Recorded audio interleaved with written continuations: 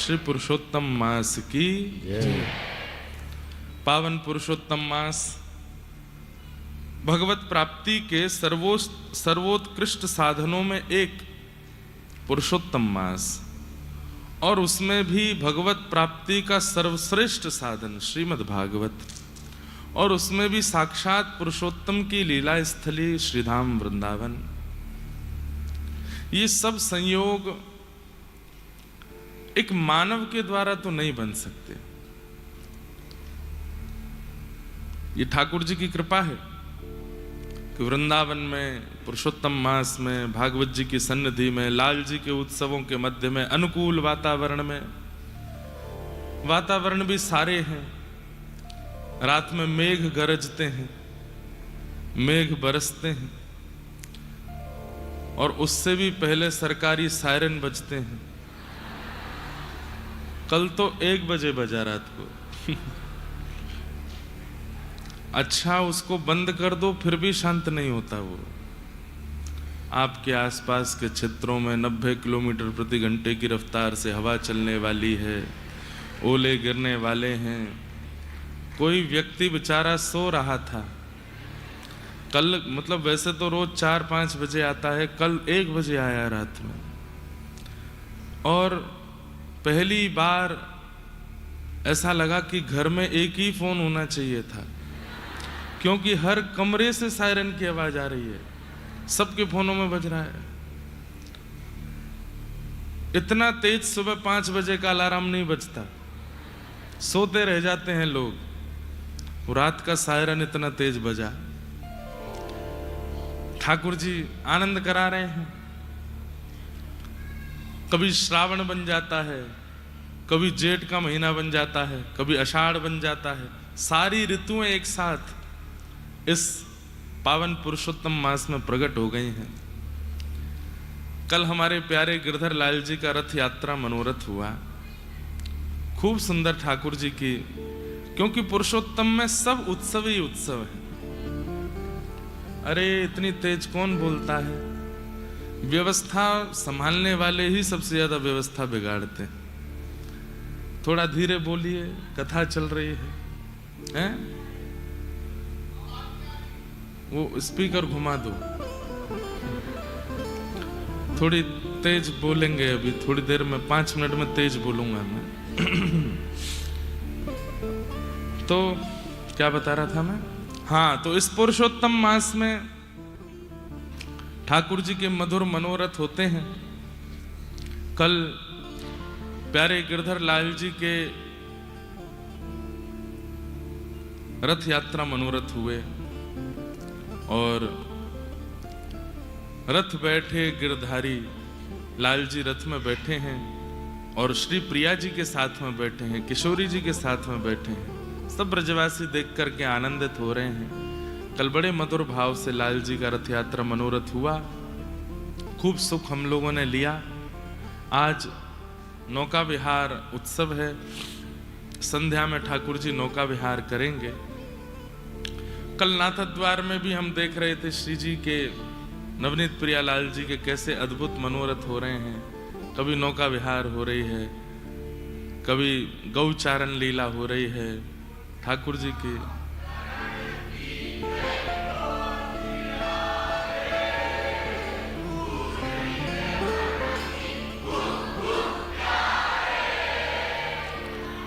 विश्व को मनोरथ करना, उत्सव करना तो पुष्टि मार्ग ने ही सिखाया।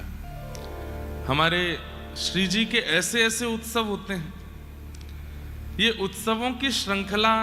अरे बहुत कुछ पुष्टि मार्गीय के ऋणी हैं हम लोग कि वहां से बहुत कुछ प्राप्त हुआ।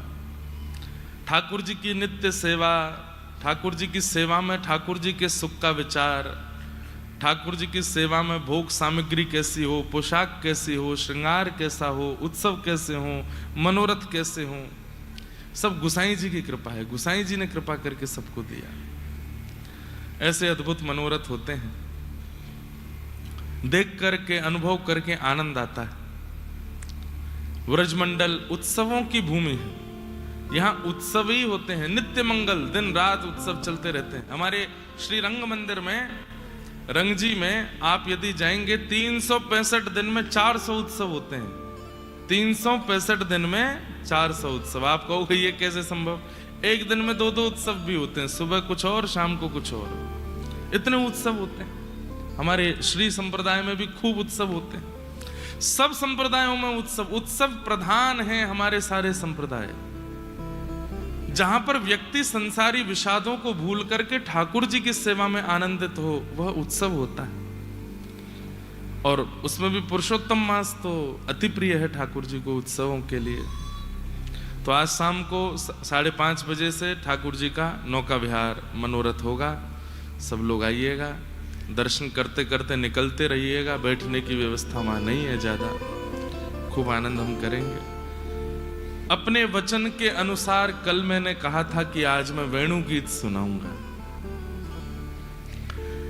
प्रसंग तो अब आगे गोवर्धन पूजा से जाना चाहिए रास की ओर, लेकिन वृंदावन में बैठे हैं और वेणु गीत ना, मतलब भागवत जी के कई ऐसे प्रसंग हैं उनके लिए मुझे माहौल चाहिए होता है। और यदि मुझे माहौल मिल जाए, मैं अभिमानवश नहीं बोल रहा हूं, ये भागवत जी की कृपा है, यदि माहौल मिल जाए तो आप नेत्र बंद कर लेना, आपको ठाकुर जी का अनुभव हो जाएगा। ऐसे ऐसे भाव भागवत जी में।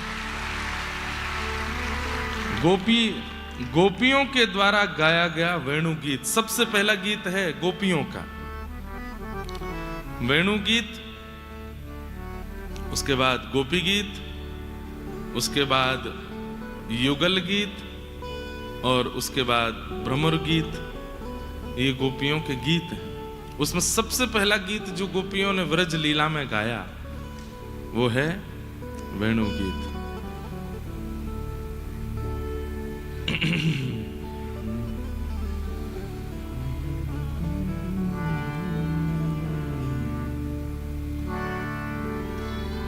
मुरली हरि को नाच नचावे, मुरली हरि को नाच नचावे, मुरली हरि को नाच नचावे, मुरली। आज डूब जाइए आप लोग ठाकुर जी की वंशी में। ऐसा सुंदर वेणु गीत है भागवत जी का।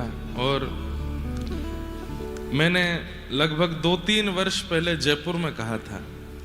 उसके बाद वेणु गीत कुछ दिन पहले जटेरी धाम में 1-2 श्लोकों का स्मरण किया था, लेकिन बहुत ज्यादा विस्तार नहीं कर पाया। आज भी कितना कर पाऊंगा मैं कोई वचन, उसके लिए बद्ध नहीं हूं कि मैं कितना विस्तार करूं, वो तो माहौल के ऊपर है। कई प्रसंग ऐसे हैं वो माहौल देख करके कहे जाते हैं। अभी तक तो लग रहा है कि ठीक है, बाकी बीच में आपने अगर एक बार भी उबासी ली तो वेणु विश्राम हो जाएगी। ये सामान्य नहीं है, ये निकुंज की भाव है। और ये कृष्ण प्रेमियों के लिए सबसे उपयोगी प्रसाद है वेणु गीत। वेणु गीत की थोड़ी भूमिका बता दूं। ठाकुर जी गैया चराने के लिए वन में जाते हैं और अब ठाकुर जी की अवस्था लगभग 6-6.5 वर्ष की हो गई है।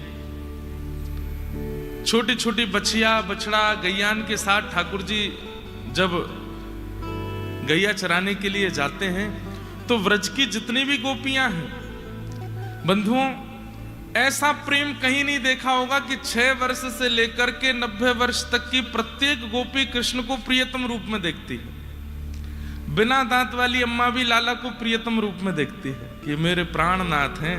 अरे 90-95 वर्ष की मैया भी ठाकुर जी सामने आते तो ऐसे घूंघट कर लेती। ऐसा कहीं सुना? 6 वर्ष के बालक को देख करके किसके मन में यह भावना आ जाती है? और 6 वर्ष की एक बालिका जिसको पता ही नहीं है कि पुरुष स्त्री क्या होते हैं, वो भी ठाकुर जी को टकटकी लगा करके कोने से देखती है। क्यों? ये एक जन्म का प्रेम नहीं है। ये व्रज की गोपियां, ये सब साधन सिद्धा हैं, श्रुति सिद्धा हैं।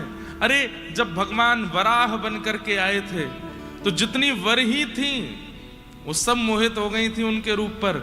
वही वरही ही गोपी बन के आई हैं। जब वे नृसिंह बन करके आए तो जितनी भी सिंहनियां थी वे भी मोहित हो गई उन पर, वे सब गोपी बन के आई हैं। जब वे राम बन करके आए तो दंडक बन के सब संत मोहित हो गए, तो वे संत गोपी बन के आए हैं। जिस किसी ने भी किसी भी अवतार के स्वरूप को प्रेम भर के देखा, सबको ठाकुर जी ने वरदान दिया, व्रज में मिलेंगे, तुम गोपी बन के आना, मैं श्याम सुंदर बन के आऊंगा। और इस प्रेम में कहीं भी कामुकता नहीं है, बस प्रत्येक इंद्रिय कृष्ण रस को चाहती है। दर्शन को नैना तपे, बचन सुनन को कान, मिलवे को हियरा तपे, हिय के जीवन प्राण, गोवर्धन वासी सांवरे, गोवर्धन वासी सांवरे। लाल तुम बिन रयो न जाए, ओ लाल तुम बिन रहो न जाए। न स्पर्श की इच्छा है, न मिलन की इच्छा है, न स्वीकार करो ऐसी इच्छा है। गोपियों की इच्छाएं नहीं है, गोपियों की बस इच्छा एक ही है, ऐसे ही देखत रहूं, आप मेरे रहो, रहो मेरे नैनन आगे, रहो मेरे अखियन आगे, रहो मेरी अखियन आगे। छैया कदम्ब डारगलवैया, क्या सोवत क्या जागे, ओ क्या सोवत क्या जागे। बस एक ही चाहिए, क्या? रहो मेरी अखियन आगे, हाँ रहो मेरी अखियन आगे, रहो मेरी अखियन आगे। रात में शयन कराते समय ये पद गाते हैं, हे नाथ क्या सोवत क्या जागे, जागते हुए भी मैं आपको देखूं, आंख बंद हो जाए तो आप भीतर बैठे रहो। गोपियों का प्रेम अलग है। तो वेणु गीत का मूल रूप क्या है कि ठाकुर जी वन में जाते हैं, और वन में कितनी दूर जाते हैं कुछ पता नहीं है। तो जब तक ठाकुर जी लौट के नहीं आते, व्रज की सब गोपियां इतनी व्याकुल रहती हैं, इतनी ज्यादा बेचैन हो जाती हैं कि व्रज सूना लग रहा है, वृंदावन सूना लग रहा है, हम वृंदावन के प्राण तो बाहर चले गए हैं। तो उस समय गोपियां इतनी व्याकुल हो जाती हैं, वो एक एक समय 3-3 युग के समान लगता है, एक एक क्षण की कब होगी संध्या, कब वेणु रव सुनाई देगा, कब श्याम सुंदर लौट करके वृंदावन आवेंगे। ठाकुर जी सुबह ही चले जाते हैं, अगर आज के समय के अनुसार कहें तो 9:30-10 बजे ठाकुर जी निकल जाते हैं, शाम को लौट के आते हैं 5 बजे। अब ये पूरा समय कैसे निकले? क्यों? रात्रि 6:30-7 बजे तो सो जाते हैं ठाकुर जी, और फिर पूरी रात दर्शन नहीं होता। ये बीच का ही तो समय था प्रकाश का, जिसमें श्याम सुंदर दिखते थे, उसमें भी गैया चराने चले गए। अब हम कैसे जिए? तब सब गोपियों के मन के भाव को ठाकुर जी पहचान गए, और कृष्ण प्रेम में जितनी भी पगी हुई गोपियां हैं, उन सबको वन की वंशी सुनाई देती है। ठाकुर जी मधुर वंशी बजाते हैं, और जैसे ही वेणु सुनाई देती है वेणु कान में जाते ही सबके नेत्र बंद हो जाते हैं और अपने अपने घरों में बैठे बैठे ही श्याम सुंदर के दर्शन होने लग जाते हैं। कैसे वृक्ष हैं, कैसी ब्यार है, कैसी हवा है, कैसी घास है, कैसी नदी है, कैसा सूर्य है, कैसी वहां की परिस्थिति। मतलब गोपियां बैठी तो अपने घर में होती हैं लेकिन पहुंच वहीं जाती हैं जहां श्याम सुंदर होते हैं। ये वेणु गीत है। अब वहां गोपियां झुंड बना करके अपने अपने दर्शन बता रही हैं। कोई गोपी कुछ बता रही है, कोई गोपी कुछ बता रही है, और वे सब सत्य ही बता रही हैं।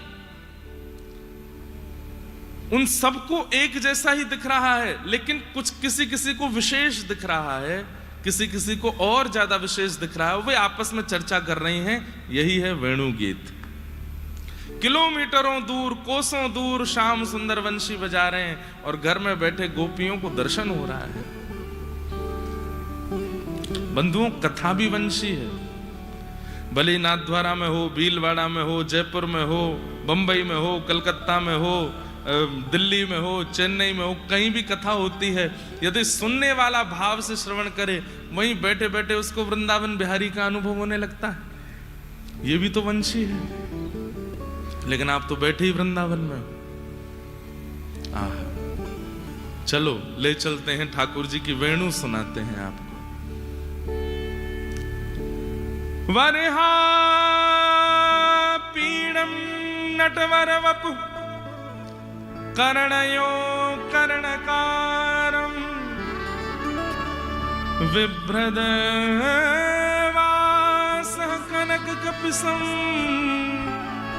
वैजयन्तीं चमाला रंध्रान् वेणोऽधर सुधया पूरयन् गोपवृन्दये वृन्दारण्यं स्वपदरमणं प्राविशत् गीतकीर्ति।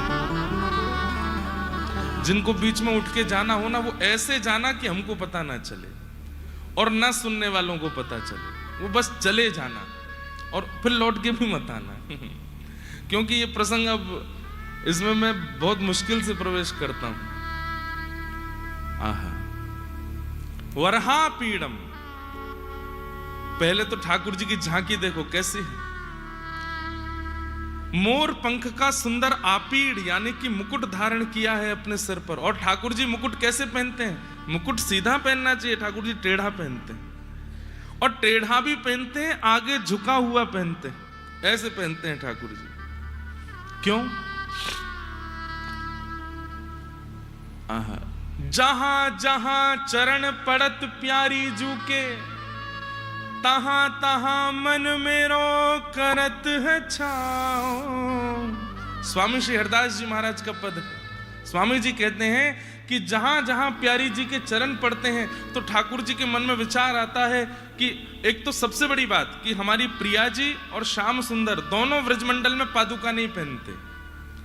चाहे सर्दी हो, चाहे गर्मी हो, चाहे कीचड़ हो, चाहे वर्षा हो, चाहे कैसी ऋतु हो, सबसे बड़ी बात कि श्री राधा रानी और ठाकुर जी व्रजमंडल में पादुका नहीं पहनते, बिना पादुका के ही चलते। तो कभी कभी ग्रीष्म ऋतु होती है और जब प्रिया जी चलती हैं तो ठाकुर जी के मन में आता है कहीं गर्मी ना लग रही हो तो क्या करें। तो अपने मुकुट को, इतना बड़ा मुकुट पहन के टेढ़ा सा पहन करके आते हैं और जैसे श्री प्रिया जी चलती हैं, ठाकुर जी अपने मुकुट के ऊपरी भाग को सूर्य के आगे ले आते हैं और अपने मुकुट से ही छांव करते हुए चलते हैं कि कहीं श्री जी के चरणों में उष्णता ना जावे, कहीं गर्मी ना लगे। जहां जहां चरण पड़त प्यारी जू के, तहां तहां मन मेरो करत है छांव। मेरी बहु मूर्ति सेवा सवारती, कोई चवर डोराती, कोई बीड़ी पवाती। ठाकुर जी कह रहे हैं कि प्रिया जी की सेवा में तुमको दिख रहा है कि ललिता है, विशाखा है, आदि आदि सब सखियां हैं। वास्तव में मैं ही अनेक रूप धारण करके श्री प्रिया जी की सेवा करता हूं। मैं ही चवर डुराता हूं, मैं ही बीड़ी पवाता हूं, मैं ही महावर लगाता हूं, मैं ही पीकदानी लेके खड़ा रहता हूं। स्वामी श्री हरदास जी महाराज गाते हैं। तो वरहा पीड़म, खूब बड़ा और टेढ़ा मुकुट पहना है। किसका? मोर पंख का। नटवर वपु, नटों में वर जो श्रेष्ठ हैं, आकर्षण करने वाले। ठाकुर जी का श्री अंग कैसा है? बोले एक बार यदि आपको दिख गए भूल से भी भुला नहीं पाओगे। आप कहोगे मैं अपनी आंखें बंद कर लूंगा, नहीं देखूंगा श्याम सुंदर को, तो वे ऐसा कुछ बोल देंगे जो कानों में चला जाएगा और कानों से उनके पास खींचे चले जाओगे। आप कहोगे मैं कान भी बंद कर लूंगा। अब कैसे श्याम सुंदर खींचेंगे? तो उनके तन की सुगंधी नाक से चली जाएगी, उससे खींचे चले जाओगे। आप कहो मैं नाक भी बंद कर लूं तो? ठाकुर जी अपने अधरामृत का थोड़ा रस आपके मुख में दे देंगे, उससे उनके हो जाओगे। बोले मैं मुंह भी बांध लूंगा। अब कैसे श्याम सुंदर अपनाएंगे? तो बोले अपने बाम हस्त की कनिष्ठ उंगली से जरा सा आपको छू देंगे, उससे उनके पीछे पड़ जाओगे। वो स्पर्श ही इतना अद्भुत होगा कि उनको छोड़ नहीं पाओगे फिर। तो ऐसे आकर्षण करने वाले हैं, इसलिए उनका नाम है नटवर। आकर्षण करने वालों में सबसे श्रेष्ठ। नटवर वपु कर्णयो कर्णकारम। कान दो हैं लेकिन कुंडल एक ही पहनते हैं। और काय का कुंडल पहनते हैं? बोले कन्नेर के फूल का पहनते हैं। कैसे पहनते हैं? बोले कभी इस कान में लगा लेते हैं, वहां से मधुमंगल के ए लाला मां बढ़िया ना लग रो यावारे में पहन, तो उसको यहां से निकाल के उछालते हैं ऊपर, और दूसरा कान ऐसे कर लेते हैं तो पुष्पा के यहीं लगता है सीधे। बढ़िया है, हाँ लाला अब बढ़िया लग रहा हो। तो श्री दामा मां से कहे ना ना ना ना वहां बढ़िया ना, यहां लगा। तो फिर निकालते हैं, फिर उछालते हैं, फिर यहां पहन लेते हैं। कैसी मधुर छवि है। अरे पुष्प को निकाल के सीधे यहां खोंच लो ना, उछालते हैं। ये ठाकुर जी की अदा है। कर्णयो कर्णकारम विभ्रदवा सह कनक कपिसम। पीतांबरी पहनते हैं, जैसे मैंने श्वेतांबरी पहनी है। ये बगलबंदी, ऐसी बंदी पहनते हैं ठाकुर जी। कैसी? बोले पीली पहनते हैं। और गर्मियों में तो पहनते ही नहीं है। गर्मियों में केवल मोतियों की माला और बस नीचे कुछ कटकाचनी जैसी पहन लेते हैं और कुछ नहीं पहनते, ऐसे ही डोलते हैं। अच्छा एक बात तो है, हमारे लाला को सर्दी में जाड़ों भी बहुत लगे और गर्मीन में गर्मियों बहुत लगे।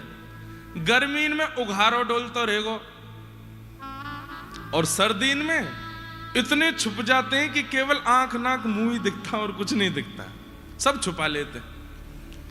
लेकिन विभ्रदवासः कनक कपिसम वैजयंतीम चम। वैजंती माला किसको कहते हैं?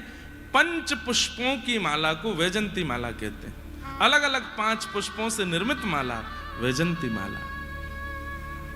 वैजयंतीम चमाला रंध्रान वेणो अधर सुधया। अपने मुखमंडल पर वेणु को आच्छादित करते हुए ठाकुर जी चल रहे हैं। कोमल उंगलियों से उसके छिद्रों को दबा रहे हैं, मधुर मधुर उसमें अपने प्राण पिरो रहे हैं।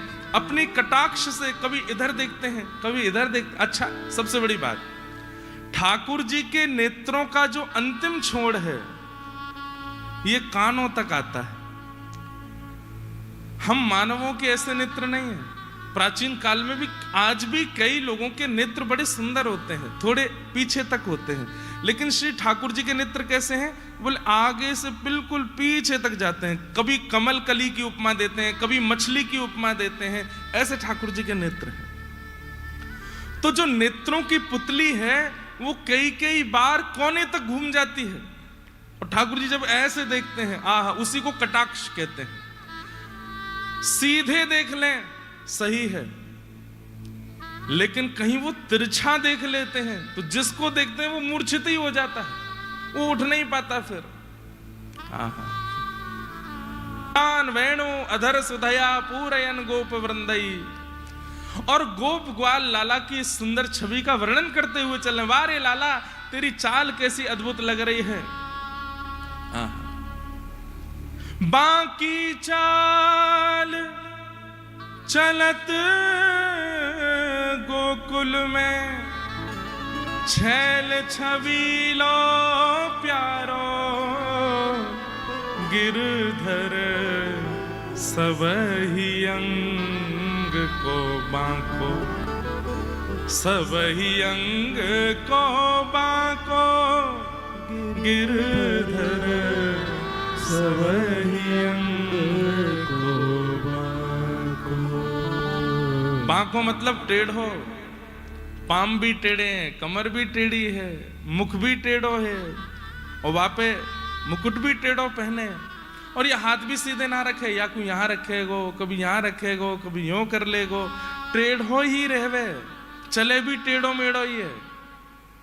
आहा, गोप ग्वाल ठाकुर जी की बात छवि को वर्णन कर रहे हैं। अरे लाला ने क्यों ठाड़ो है जा, तेरो दर्शन कर लूं। ठाकुर जी वैसे ठाड़े है जाए। अरे लाला ने ऐसे ठाड़े है जा, वैसे ठाकुर जी जैसे जैसे ग्वाला कहते हैं वैसे ठाकुर जी ठाड़े है जाए, और सब ग्वाला उनका दर्शन करते हैं। आहा, पूरयन गोप वृंदई वृंदारण्यम स्वपद रमणम प्राविशत गीत कीर्ति। जैसे ही अपने चरणों को आगे की ओर रखते हैं तो जिस क्षेत्र में ठाकुर जी का चरण कमल पधराया आ रहा है, उस क्षेत्र की रज जो है वो अपने आप को सौभाग्यशाली मानती है, और ठाकुर जी के श्री चरण पड़ते ही उस पूरी भूमि के क्षेत्र में एक सुंदर आकृति बन जाती है, सुगंधी आने लग जाती है, जल प्रवाह होने लगता है, मानो जैसे नेत्रों से प्रेमाश्रु छलक पड़े हों भूदेवी के। ऐसे ठाकुर जी मधुर रूप धारण करके वन की ओर जा रहे हैं। मैया ने अद्भुत श्रृंगार किया है, और गोपियां अपने अपने घरों में बैठ के व्याकुल हो रही हैं कि अब श्याम सुंदर चले जाएंगे, हम कैसे देखेंगे इनको। अरे जा रहे हैं, कम से कम अभी तो देख लो। तो कोई छत पर खड़ी है, कोई अटारी पर खड़ी है, कोई द्वार पर आ गई है, किसी ने खिड़की खोल ली है, और तभी गायों का झुंड निकल रहा है, और बस प्रतीक्षा हो रही है, अब आएंगे श्याम सुंदर, अब आएंगे श्याम सुंदर। 9 लाख गैया हैं, और जैसे ही ठाकुर जी निकलते हैं, कैसी अद्भुतता है कि एक भी गोपी नहीं बचती है, सबको देख लेते हैं ठाकुर जी। याकू भी देख लियो, या के सामने घरवारी वाकू भी देख लियो, ऊपर जो खड़ी है वाकू भी देख लियो, सबको ठाकुर जी देखते हुए जा रहे हैं। और तब गोपियां वेणु गीत गाना प्रारंभ करते हैं। अक्षणवताम फलमिदं न परम विदाम, सख्यः प्रसूननु विवेशयतोर्वयस्यै,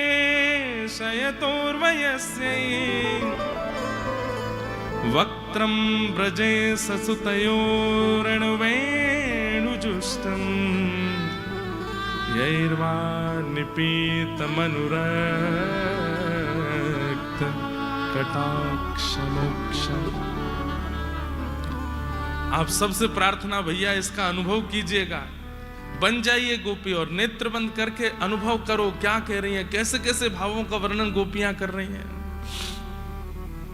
गोपियां कह रही हैं, अरे नेत्रधारियों, जिनके पास भी नेत्र हैं, सावधानी से हमारी बात सुन लो। बोले क्या? यदि इन नेत्रों से तुमने पूरा ब्रह्मांड देखा और गैया चराते हुए श्याम सुंदर को नहीं देखा है, तो इन नेत्रों को पाकर के तुमने कुछ नहीं देखा। जब वे श्याम सुंदर अपने नंद भवन से निकलते हैं, तम गोरजच्छुरित कुंतल बद्धवरः वन्य प्रसून रुचिरे क्षण चारुहासम। गायों की खुरों की रज उड़ती है, और वो उड़ उड़ करके जब श्याम सुंदर के मुखमंडल पर जाकर के लग जाती है, कुछ बोहों के ऊपर चिन्ह बनाती है, कुछ गाल पर चिन्ह बनाती है, कुछ ठाकुर जी के तिलक पर चिन्ह बनाती है, श्री अंग पर लग जाती है। अरे यशोदा तो बहुत सुंदर श्रृंगार करे, लेकिन इन गैयान की रज लगवे के बाद श्याम सुंदर जितने प्यारे लगते हैं, वाको कहा वर्णन करें हम। इतने प्यारे श्याम सुंदर अपने कटाक्ष से, आहा, कभी इधर देख रहे हैं, कभी इधर देख रहे हैं, कभी इधर देख रहे हैं, और जाकू देखते जा रहे हैं, वही निहाल है तो जा रहे हैं। कटाक्ष मोक्षम, अरे मोक्ष मिल गया हो, माने जैसे एक बार इनके इस रूप को देख के कि बस अभी प्राण चले जाएं, अब जीवित नहीं रहना, अब कुछ और देखना नहीं है। देखो चाहत कमल नयन को, निस दिन रहत उदासी अखियां, हरि दर्शन की प्यासी। हरि दर्शन की प्यासी अखियां, हरि दर्शन की प्यासी।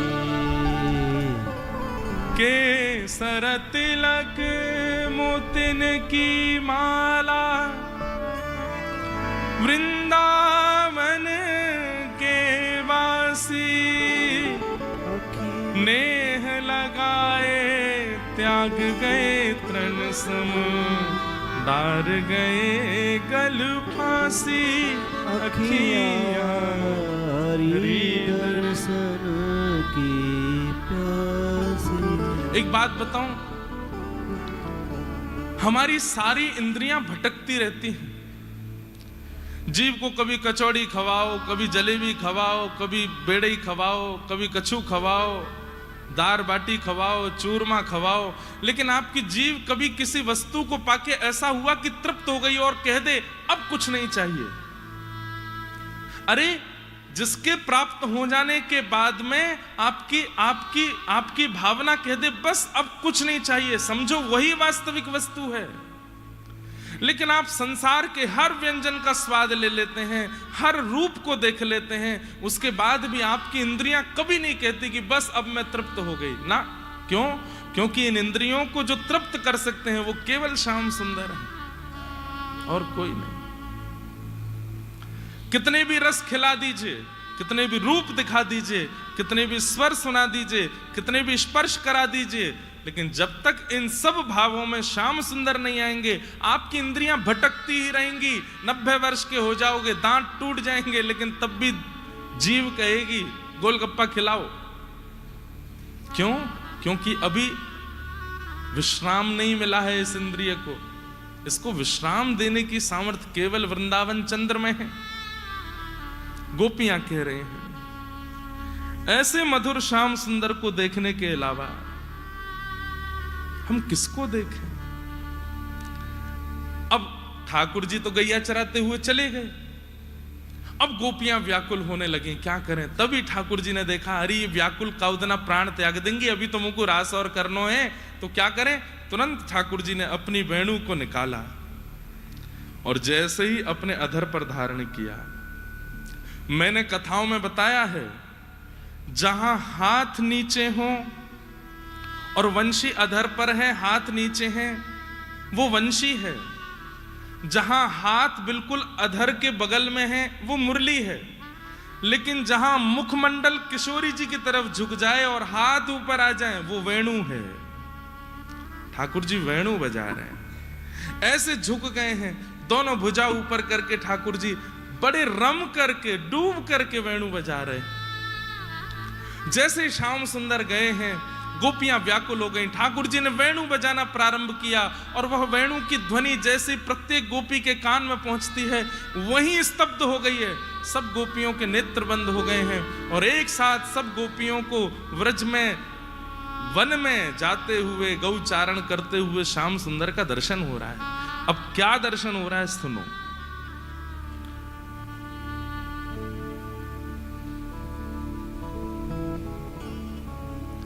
किचूत प्रवाल हस्तव कोपलब्ज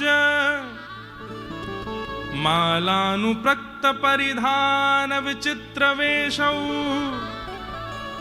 मध्ये विरेज तुरलम पशुपाल गोष्ठ्यां रंगे यथा नटवरौ क्वच गायमानौ। गोपियां कह रही हैं अरे ये देखो श्याम सुंदर क्या कर रहे हैं। यशोदा मैया ने इतना सुंदर श्रृंगार करके भेजो, लेकिन जैसे जैसे वन में प्रवेश कर रहे हैं ठाकुर जी वन में जाके अपना श्रृंगार विशेष श्रृंगार उतार के अपने हाथ से कुछ अलग श्रृंगार कर रहे हैं। कैसे बन रहे हैं? बोले वनमाली बन रहे हैं। वनमाली कैसे बन रहे हैं? आम का एक पेड़ दिखाई दिया तो वहां से आम के जो पत्ते होते हैं उसकी डाल तोड़ लेते हैं, अपनी पाग में यहां खोंच लेते हैं। एक नहीं खोंचते, एक यहां पे, एक यहां पे, एक यहां पे, एक यहां पे, ऐसे ठाकुर जी की पीली पाग, और पीली पाग के ऊपर मानो जैसे ऐसे आम के पत्ते लटक रहे हैं। वो बीच बीच में ठाकुर जी के कभी आंख पे आते हैं, गाल पे आते हैं, मानो वे पत्र भी कहते हैं कि हम ठाकुर जी को अंग स्पर्श कर लें, तो ठाकुर जी ऐसे धीमे से उनको हटाते हैं। और केवल इतना ही नहीं कर रहे हैं, कहीं कोई पुष्प मिल जाते हैं तो पुष्पों को इकट्ठा करते हैं। कैसा श्रृंगार, स्वयं श्याम सुंदर अपना श्रृंगार कर रहे हैं। यहां पर गुलाबी पुष्प मिला, आगे श्वेत पुष्प मिला, उन पुष्पों को इकट्ठा कर रहे हैं। मधुमंगल कह रहे हैं लाला कहां करेगो? बोले देख तो जा, कहां करूंगो। गोपियां दर्शन कर रही हैं, गुलाबी पुष्प लिया है, कहीं से गेरुआ पुष्प लिया है, कहीं से श्वेत पुष्प, और लेने के लिए नहीं जा रहे, जो रास्ते में आ जाता है, जो वृक्ष दिख जाए दौड़ के जाते हैं, वहां से पुष्प तोड़ लेते हैं। और सारे पुष्पों को तोड़ करके खूब एक गुच्छा बना करके उसमें एक सूत बांध देते हैं सूखी, और उसका एक गुच्छा गुलदस्ता जैसा छोटा सा बन जाता है। फिर उसको लेकर उसको पाग में लगाते हैं। अरे मधुमंगल कैसा लग रहा हूं? बोले बहुत जोर को लग रहा हो लाला, हमारी भी लगा दे। बोले चल बाबड़े, तू ना लगे कोई, हम बढ़िया मोथों गिर जाए तो लगाई लियो। फिर आगे ग्वाल बाल जाते हैं, वे पुष्पों के गुच्छे बना बना करके लाते हैं। तो जितने लाते हैं सब पहन लेते हैं ठाकुर जी। किसी को बाजूबंद में लगा लिया, किसी को अपनी कमर में खोंच लिया, किसी को यहाँ पीछे अपनी शिखा में लगा लिया, कोई यहाँ कानों के ऊपर लगा लिए। सब जगह ठाकुर जी उन पुष्पों के गुच्छों को लगा करके चल रहे हैं। आहा, तभी ठाकुर जी गैयाओं की ओर देखते हैं और मन में आता है कि ये गैया दूर दूर है जाएं ग्वाल बालन के कारण, तो ऐसा कहा करूं कि सब मेरे समीप आ जाए। ये सब दर्शन गोपियों को हो रहा है घर में। तभी ठाकुर जी खूब सारी कुशा, लंबी लंबी घास, उनको झुंड में तोड़ते हैं, उनको खोंचना शुरू करते हैं। किसी को पाग में, किसी को अपने बाजूबंद में, हाथ के कड़ूला में, कमर में, सब जगह खोंच लेते हैं। और फिर वनमाली बनकर के और दूरबा कृष्ण बन के, दूरबा कृष्ण बन गए हैं। पूरे अंग पर दूरबा लगी है, घास लगी है, और ठाकुर जी वेणु बजाते हैं। ऐसे वेणु का स्वर बजाते हैं जिससे सारी गाय दौड़ती दौड़ती उनके पास आती, और सबको ठाकुर जी मानो आज्ञा देते हैं कि अरे कहां घास चर रही हो, ये मेरे तन पे जो उगी है या को पाए लो। तो एक एक गैया जाकर के अपनी जीभ से, अपने मुख से ठाकुर जी के श्री अंग पर लगी भई वह दूरबा को निकाल रही है। अब वाह चक्कर में कोई गैया की जीभ लग जाए, अब ठाकुर जी कमर पे जीभ लगे, हाथ पे जीभ लगे, सो ठाकुर जी को गुदगुदी होवे। कभी यहाँ को लुढ़के हैं, कभी वहां को लुढ़के हैं, कभी पीछे भागे हैं। गैया पूंछ उठा के आगे पीछे भग रही हैं और श्याम सुंदर के मधुर दर्शन कर रहे हैं। गोपियां कह रही हैं अरे ये कितनी भाग्यशाली हैं गैया, श्याम सुंदर के श्री अंग पर लगी भई दूरबा को कैसे आस्वादन कर रही हैं, कैसे सुखवा को ले रहे हैं। ठाकुर जी को सबसे प्रिय वनमाली भेष है। आप स्वर्ण का श्रृंगार कराओ, चांदी का श्रृंगार कराओ, मोती का श्रृंगार कराओ, सब ठाकुर जी को बढ़िया लगता है। लेकिन अंत में ठाकुर जी पुष्प और हरी पत्तियों की माला पहनते ही पहनते हैं, क्योंकि वो ठाकुर जी को अति प्रिय है। अगर व्यक्ति स्वर्ण चांदी मोती का श्रृंगार ना करावे, केवल वन की सामग्रियों से ही ठाकुर जी का श्रृंगार करे, ठाकुर जी न्योछावर हो जाते हैं, उस पर इतने प्रसन्न हो जाते हैं, ठाकुर जी को बहुत सुख मिलता है। प्राकृतिक श्रृंगार ठाकुर जी को बहुत प्रिय है। गोपियां कह रही हैं अरे हम गोपी काई को बनिए, हम ये पुष्प ही बन जाती, लाला के कान में बैठ जाती, हम ये घासे ही बन जाती, लाला कम से कम तोड़ करके अपने बाजूबंद में लगा ले तो। अरे हम गैयान की चरण की धूल बन जाती, उड़ करके श्री मुख पर लग जाती। एक एक करके गोपियां झुंड में आकर के बैठ गई हैं। अब ये एक गोपी अपना दर्शन करा रही है कि मुझे ऐसा दर्शन हो रहा है।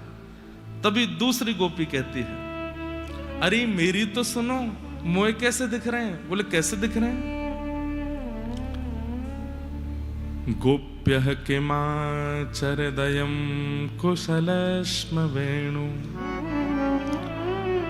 दामोदराधर सुधामपि गोपिकानां भुङ्क्ते स्वयं यद विशिष्ट हसिंहदिन्यो हस्यत्वचोश्रुमुमुचोस्तरवो यथार्या।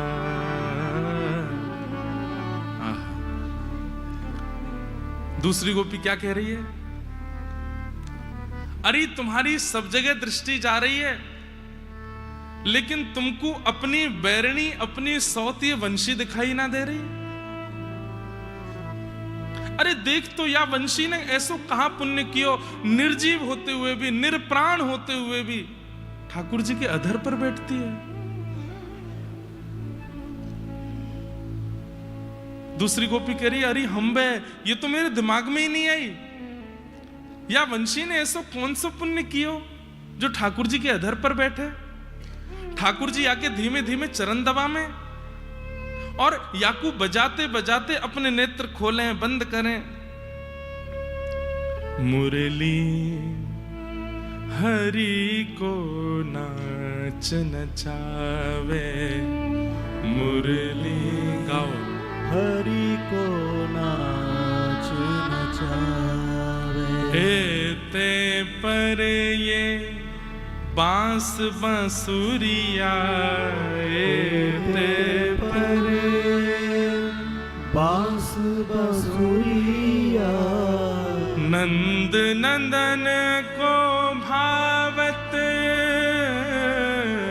नंद नंदन को भावत। अरे गोपी तू मुझको एक बात बता। बोले कहा, तो को पूरे दिना अपने इशारे पे नचावे वारो तो को कैसो लगेगो? खड़ी है जाओ, बैठ जाओ, लेट जाओ, चलवे लगो, दोनों हाथ ऊपर कर लो, हाथ नीचे कर लो, कान पकड़ लो। पूरे दिन तुमको कोई नाच नचावे, तुमको कैसो लगेगो?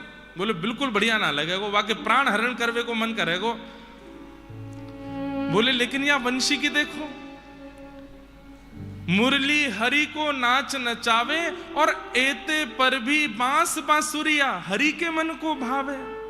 ये नचावे वाली गोपी लाला को कैसी प्रिय लगे। थाड़े रहत अधीनता के हुए, ठाणे रहत अधीनता के हुए। वैसे तो ये नंद को लाला एक जगह टिक ना सके, कभी वहां भागेगो, कभी उत्कू भागेगो, कभी कहीं बैठ जाएगो, कभी कहीं उछल जाएगो। लेकिन यह वंशी की देखो, वो यशोदा हार गई, बूढ़ी है गई, थक गई, पाम में छाले पड़ गए कि लाला एक जगह डट जाए कर, ना डटे। और यह वंशी को बजावे में एक ही जगह रहवे। थाड़े रहत अधीनता के हुए, थाड़े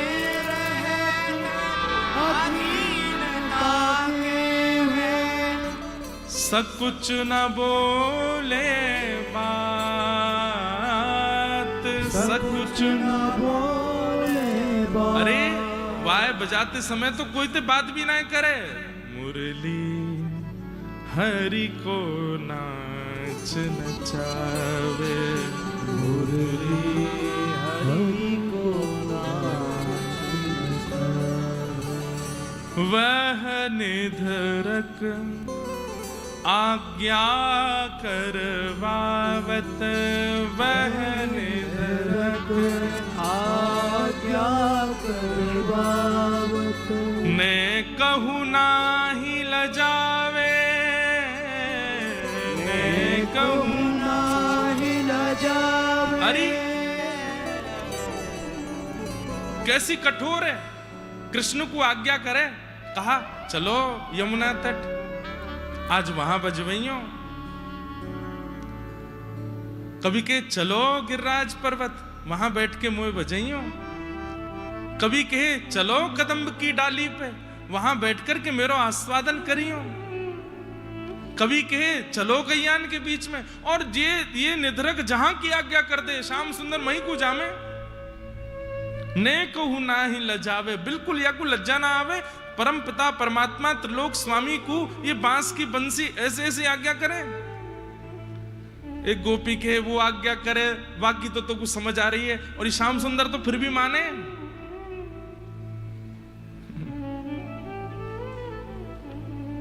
जब जानत अधीन भय हैं, जब जानत अधीन भये देखत ग्रीव नवावे, देखत ग्रीव नवावे। अरे ये कन्हैया कोई के आगे ना झुके, लेकिन वह वंशी को बजाते बजाते शुरू होवे को ऐसे और बजाते बजाते बजाते जैसे अधीन है जाए सोई झुक जाए, वह की ग्रीवा ही झुक जाए, वह के काजे पूर्ण समर्पित है जाए। पौढ़त अधर पौढ़त अधर चलत कर पल्लव, पौढ़त अधर चलत कर पल्लव रंध्र चरण पटलावे, रंध्र चरण पलटावे। मुरली हरि को नाच नचावे, मुरली हरि को नाच नचावे। एक गोपी कह रही है, और याने सबसे ज्यादा बंटाधार तो हम गोपीन को ही कियो है, हमारे घर उजाड़ दिए सबरे। हम पर रिस कर कर अवलोकत, हम पर रिस कर रिस समझते हैं, रिस मतलब गुस्सा। अरे कभी देख लियो, जब कभी कन्हैया सामने आवे तो कमर में फंसी भई वा बंशी को तुम देखियो, हमारी तरफ तो ऐसी रिस करके देखे।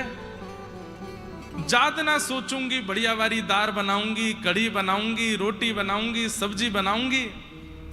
वही दिना ऐसी बजे कि सबरो चूल्हों में जितनी अग्नि सब पानी बन जाए, मेरी रोटी बने ही ना पावे। कहा बताऊं, गोपियां कहती हैं या वंशी को काउदना चुराए लो, कोई गोपी कहे या वंशी को तोड़ के फेंक आओ। एक गोपी कह रही है वंशी को तो कछु बिगड़ेगो ना, लाला दूसरी बनाए लेगो। लाला को वंशी बजानो जाने सिखायो, वाको मोह बांध के जमुना जी में फेंक आओ।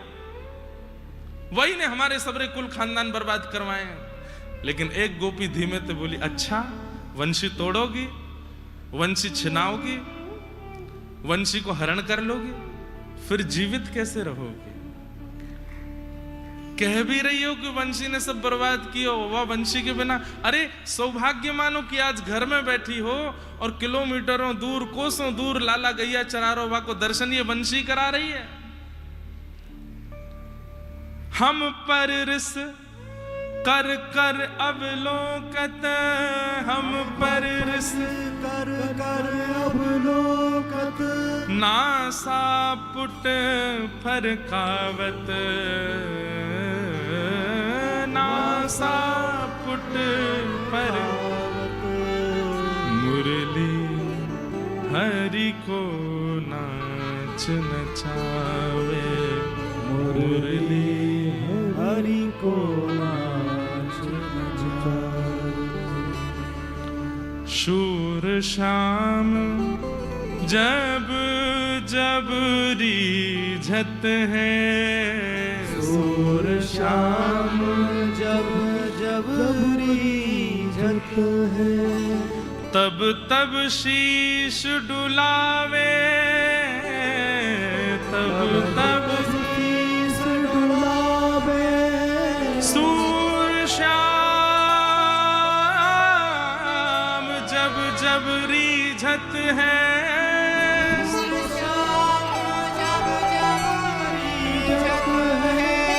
तब तब शीश डुलावे, तब तब शीश डुलावे। मुरली हरि को नाच नचावे, मुरली हरि को नाच नचावे।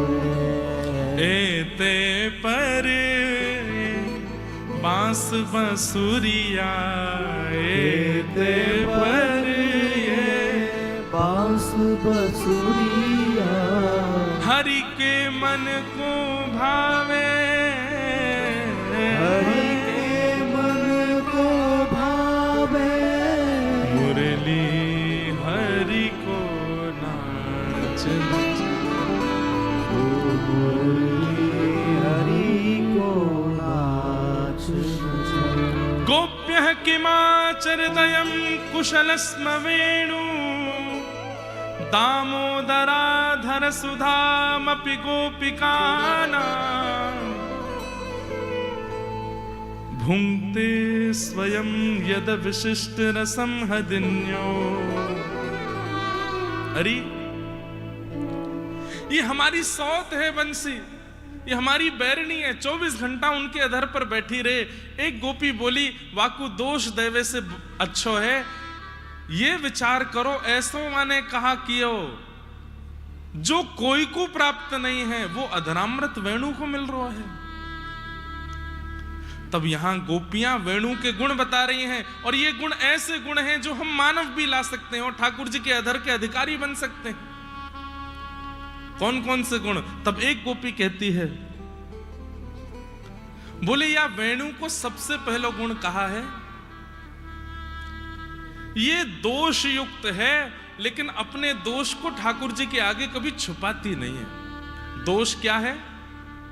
पोली है, इसके अंदर छिद्र हैं, इतने सारे छिद्र हैं, भीतर से पोली है, लेकिन अपने पोलेपन को छुपाती नहीं है, ठाकुर जी के आगे प्रस्तुत कर देती है। हम में कोई कमी है, हम में कोई दोष है, हम में पोलापन है, या हमारे अंदर किसी भी प्रकार के विकार हैं, हम दुनिया से छुपाते हैं। कामी हैं लेकिन पता नहीं चलने देंगे, ऐसा दिखाएंगे साधु हैं हम तो। 40 साल के है गए अभी तक ब्याह ना भयो, अपने नाम के आगे लिख लेंगे ब्रह्मचारी। अरे महाराज जी तो ब्रह्मचारी हैं, बाल ब्रह्मचारी। अरे बाल ब्रह्मचारी नहीं, रिश्ता तो बहुत भेजे थे, कोई ने हाँ ना करी तो बाल ब्रह्मचारी है गए। अपने दोषों को छुपाने का प्रयास करते हैं। लेकिन वेणु में सबसे बड़ा गुण क्या है? देखो ये गोपियां केवल गोवर थापे वारी, दूध निकारवे वारी ना है, वेदों की ऋचाएं पलोटती हैं इन गोपियों के आगे। इनकी बातें तो सुनो, इनकी बातें ही हम आप सबको अधिकारिणी बनाएंगे ठाकुर जी की। गोपियां क्या कह रही हैं? वेणु में दोष है लेकिन अपने दोष को छुपाती है, छुपाती नहीं है, प्रकट कर देती है। मैं ऐसी हूं नाथ, अब आप चाहो तो मुझे स्वीकार करो, चाहो तो मुझे ठुकरा दो, मैं ऐसा ही अच्छा हूं या बुरा हूं, जैसा भी हूं तुम्हारा, अच्छा हूं या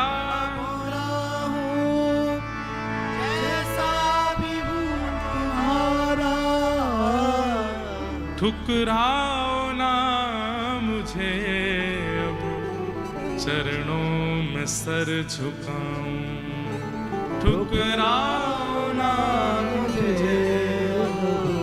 चरणों में सर झुकाऊं। कालिया नाग के ऊपर जब ठाकुर जी नृत्य कर रहे थे, तांडव गति मुंडन पर, तांडव गति मुंडन पर, तांडव गति मुंडन पर, तांडव गति मुंडन पर, निर्तत बनवारी, तांडव गति मुंडन पर, निर्तत बनवारी। गाओ, सूरदास जी की वाणी है। ठाकुर जी नृत्य कर रहे हैं कालिया नाग के ऊपर। आप कहेंगे महाराज जी विषयांतर क्यों कर दिया? ये वेणु गीत से सीधे कालिया नाग दमन पे क्यों गए? क्यों गया बताऊंगा, लेकिन अभी भाव आया है। अच्छा मेरी आंखें बंद ही रहने वाली है तो क्षमा करना, क्योंकि आप चाहे जो करो हम तो पहुंच गए वहां। लेकिन गाओ मेरे साथ, तांडव गति मुंडन पर, तांडव गति मुंडन पर, निर्तत बनवारी, तांडव गति मुंडन पर, निर्तत बनवारी। पम पम पम पम पग पटकत पम पम पम पग पटकत पम पम पम पग पटकत पम पम पम पग पटकत बम बम बम बरन ऊपर बम बम बम फरन ऊपर फम फम फम फनन ऊपर फम फम फम फरन ऊपर ए नाग वधूहारी तांडव गति मुंडन पर तांडव गति मुंडन पर निरतत बनवारी तांडव गति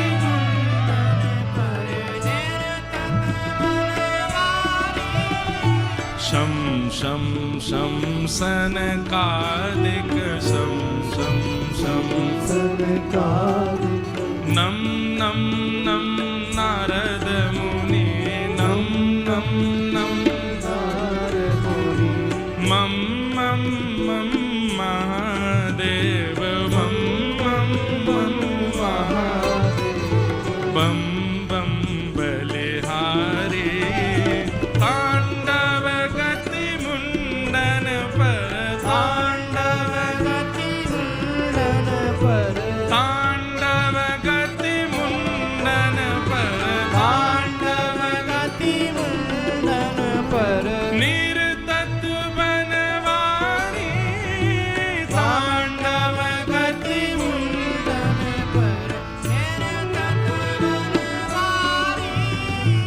बिम बिम बिम विद्याधर बिम बिम बिम विद्याधर दम दम दम देव सकल दम दम दम देव सकल गम गम गम गुणि गंधर्व गम गम गम मुनि गंधर्व नाचत देत तारी तांडव गति मुंडन पर तांडव गति मुंडन पर तांडव गति मुंडन पर तांडव गति मुंडन पर अरे निरतत बनवारी तांडव गति मुंडन पर सूरदास प्रभु की वाणी सूरदास प्रभु की वाणी किम किम किन्हु न जाने किम किम किन्हु चम चम चम चरण परत चम चम चम चरण पर अरे निर्भय कियो काली तांडव गति मुंडन पर तांडव गति मुंडन निरतत बनवारी तांडव गति मुंडन पर निरतत बनवारी तांडव गति मुंडन पर तांडव गति तांडव गति मुंडन पर तांडव गति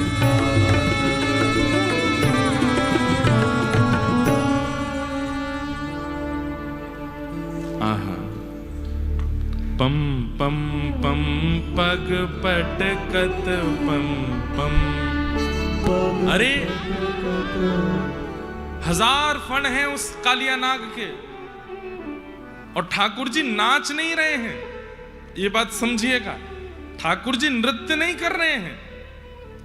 1000 फण हैं उसके, वो एक फण पर जब ठाकुर जी खड़े तो दूसरे फण से जब ठाकुर जी पर आक्रमण करता है तो ठाकुर जी उछल करके उस फण के ऊपर कूदते हैं जिस फण से वो आक्रमण। अच्छा, सर्प एक क्षण से भी कम समय में अपना फण दस देता है।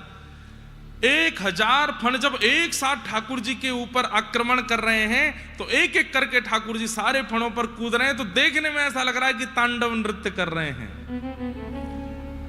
ठाकुर जी तो फण पर अपना चरण रख के उसके फण को दबा रहे थे, इतने में ही इंद्र आदि देवताओं को लगा, ओहो ठाकुर जी नृत्य कर रहे हैं, वाद्य बजना चाहिए। तो इंद्र मृदंग बजाने लगे, महादेव वीणा बजाने लगे, सरस्वती अलाप लेने लगी, ब्रह्मा जी कांसा बजाने लगे, नारद मुनि नृत्य कर रहे हैं, पुष्प वर्षण कर रहे हैं। लेकिन ठाकुर जी नृत्य नहीं कर रहे हैं, ठाकुर जी तो कालिया वध कर रहे हैं। तो ये बात हमने क्यों विषयांतर क्यों किया? वेणु गीत चल रहा था, यहां क्यों आए?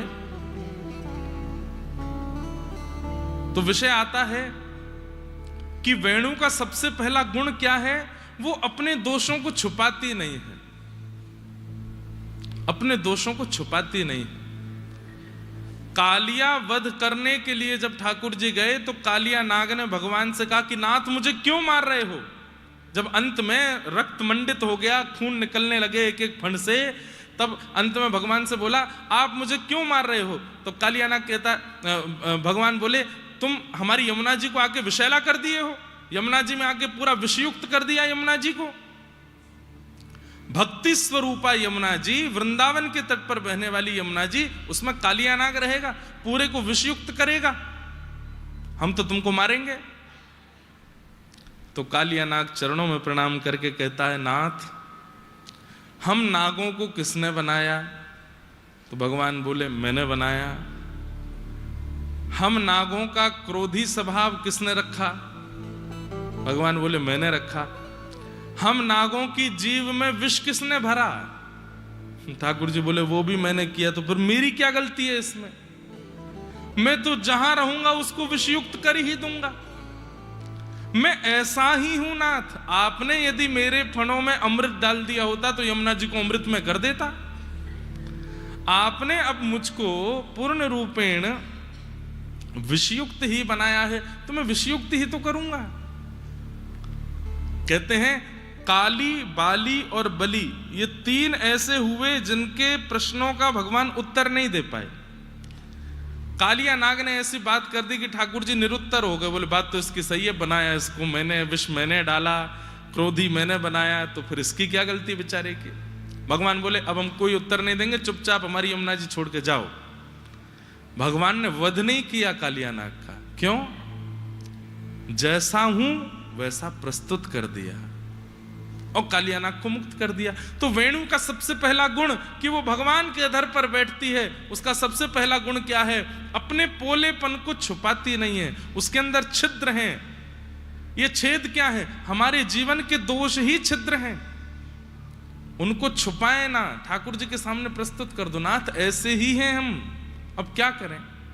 आप स्वीकार करो। वेणु का दूसरा गुण क्या है जिसके कारण ठाकुर जी ने उसको स्वीकार किया? वो सहनशीलता।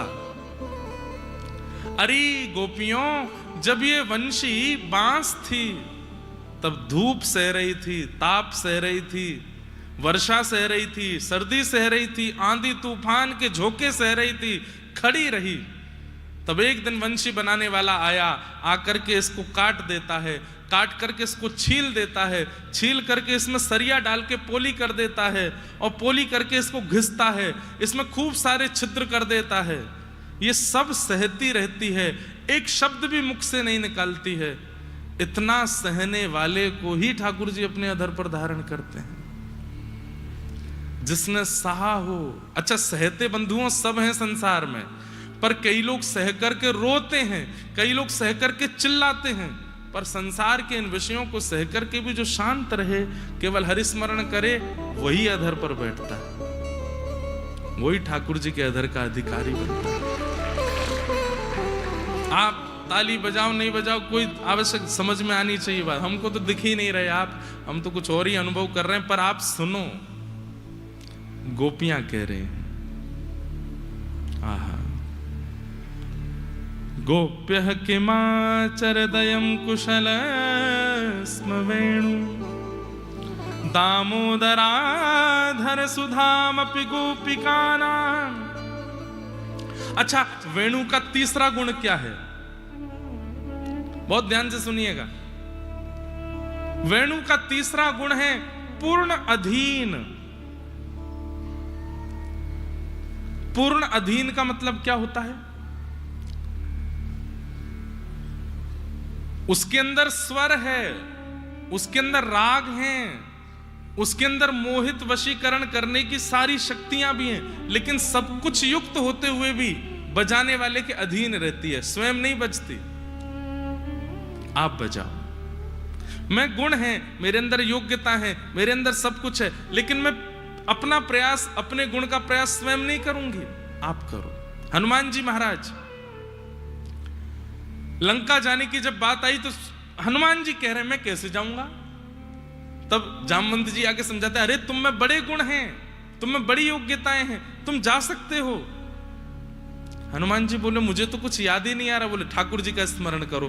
तब ठाकुर जी का स्मरण करते हैं। हनुमान जी महाराज लंका जाते हैं, पूरी लंका जला के सीता सुध लेकर के आते हैं और राघव जी से आकर के कहते हैं मैं कुछ नहीं कर सकता, तब प्रताप रघुनाथ, राम जी जैसे चाहेंगे वैसा मेरे साथ होता है, वैसा मैं करता हूं, मेरी योग्यता कुछ नहीं। वंशी भी ऐसी है, उसके अंदर स्वर भी है, उसके अंदर आकर्षण की स्थिति भी है, उसके अंदर कई सारे राग भी हैं, लेकिन सारे गुणों से युक्त होते हुए भी वंशी स्वयं नहीं बजती है। ठाकुर जी बजाएंगे तो बजूंगी, ठाकुर जी स्वर पिरोएंगे तो गुण प्रकट करूंगी। हम लोग कैसे हैं, जो गुण नहीं है उसको भी प्रकट करते रहते हैं और अपने गुण का केवल विक्रय ही करते, बेचते हैं हम अपने गुणों को। कोई अपनी सुंदरता बेच रहा है, कोई अपना यौवन बेच रहा है, कोई अपने गायन बेच रहा है, कोई अपना पाक शास्त्र बेच रहा है, कोई किसी प्रकार, सब विक्रय कर रहे हैं हम संसार में। पर वेणु विक्रय नहीं करती, वेणु तो अधीन हो जाती है ठाकुर जी के। आप बजाओ तो बजूंगी, योग्य हूं, गुणवान हूं, लेकिन स्वयं नहीं बजूंगी, आपके अधीन हूं नाथ, आप चाहोगे तो बजूंगी।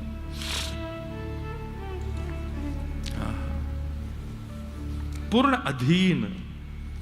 अरे हम गोपी हैं ऐसी नहीं है हम, इसलिए तो ठाकुर जी के अधर पर नहीं बैठ पाती।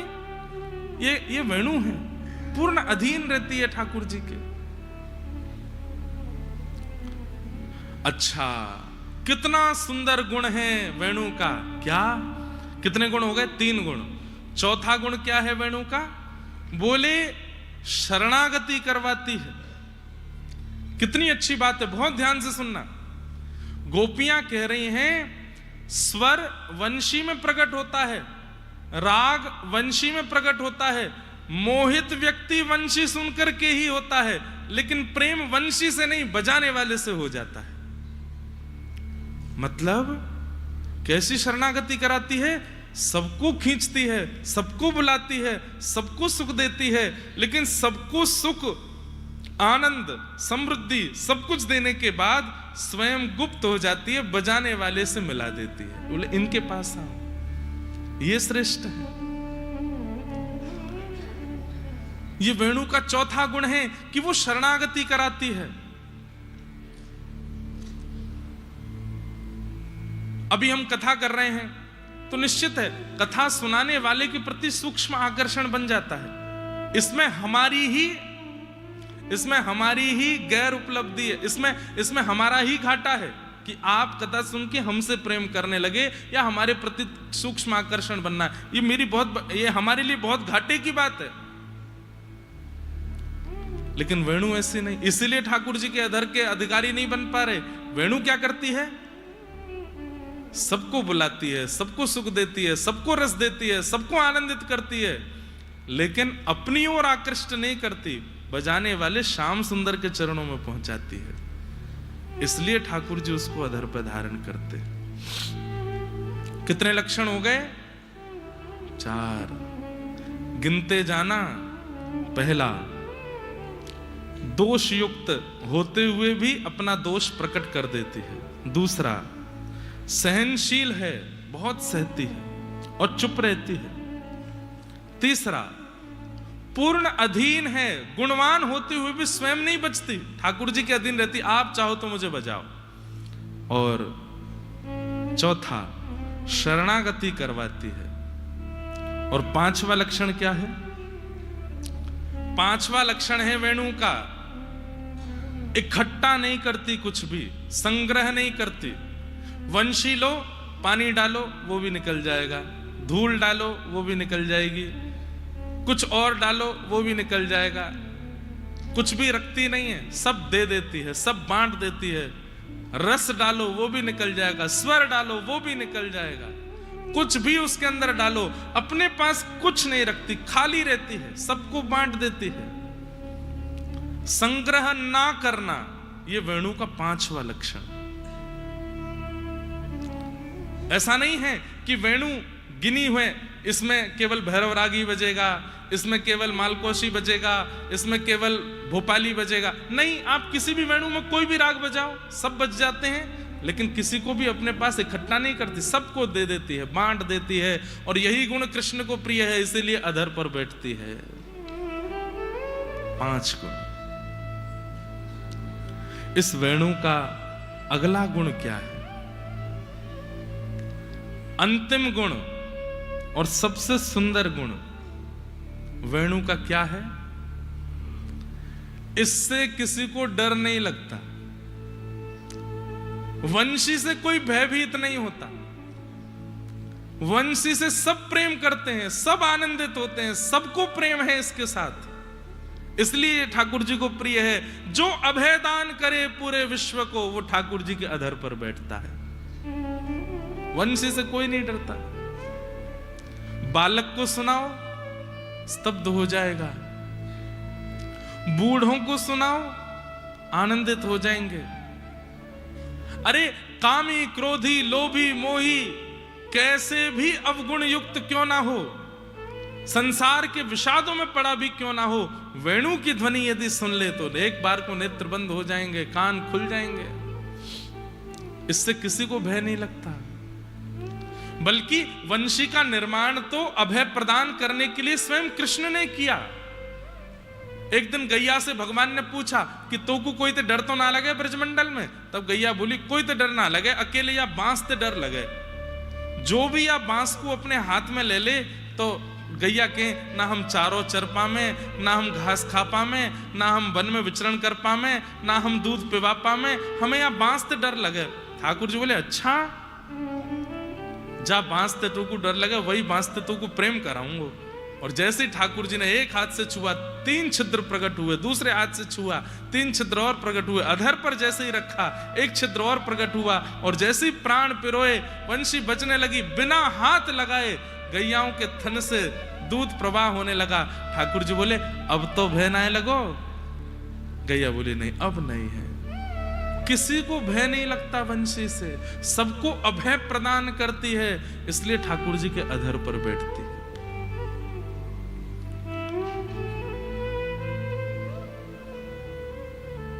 ठाकुर जी के अधर पर बैठते हैं। गोपियां कह रही हैं, भुंक्ते स्वयं यद विशिष्ट नशम हदिन्यो। कितनी सुंदर बात है, बहुत ध्यान से सुनिएगा। एक गोपी कहती है, अरे हम प्रयास करेंगे कि हम भी वेणु की तरह है जाएं। तब दूसरी गोपी कहती है, अरे सुनो, ये मुंह को कहा दिख रहा है? बोले कहा दिख रहा है? बोले कन्हैया की वंश से सुनकर के टीक दोपहरी, दोपहर की टीक दोपहरी को मतलब तेज धूप निकल रही है, और या टीक दोपहरी में जितने भी व्रजमंडल के वृक्ष हैं उन सब वृक्षन से ओस गिर रही है। ये तो संभव नहीं है। ओस तो जाड़ेन के दिनन में गिरो करे, कोहरान में गिरो करे, ये वृक्षन से ओस कैसे गिर रही है? इन वृक्षन से ये रस कैसे टपक रहा है? तब दूसरी गोपी बोली, अरे ये कृष्ण की वंशी सुनकर के सब वृक्ष पिघल रहे हैं। तब तीसरी गोपी कहती है, अरे ये कोई तुक वाली बात नहीं है, इतनी तेज धूप निकल रही है और इन वृक्षन से रस टपक रहा है। मोकू तो लगे, कहा लगे, ये इन वृक्षों के हर्षाश्रु हैं। हर्षाश्रु मतलब प्रसन्नता के अश्रु।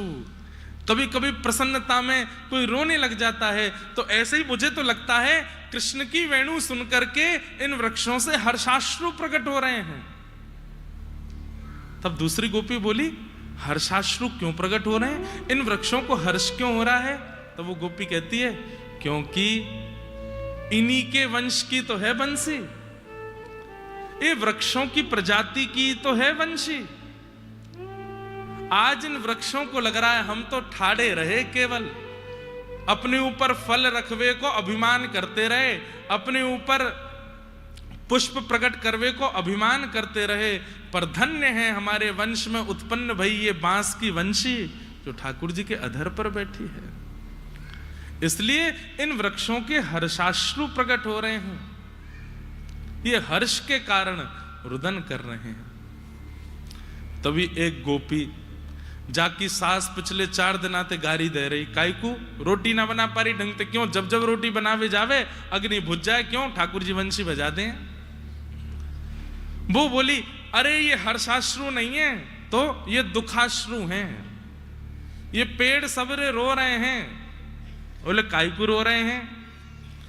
बोले भैया हम पेड़न को काम है कट करके छट करके लोगन के घर बनानो, छाया करनो, और ये सब पेड़ यामारे रो रहे हैं, अरे हमारे कुल में उत्पन्न भई वंशी ने कितनी गोपी इनके घर उजाड़ दिए, यानी तो हमारो नाम खराब कर दियो, या हमारे दुखाश्रु ने कर रहे हैं। अरे घर बनाने की जाकी योजना रहे, वो घर उजाड़ रही है। पति सुतान वय, गोपी गीत में कहते हैं पति सुतान वय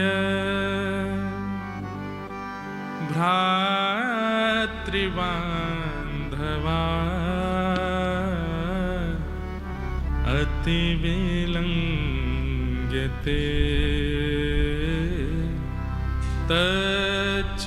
तच्युतागता गतिविदस्तवो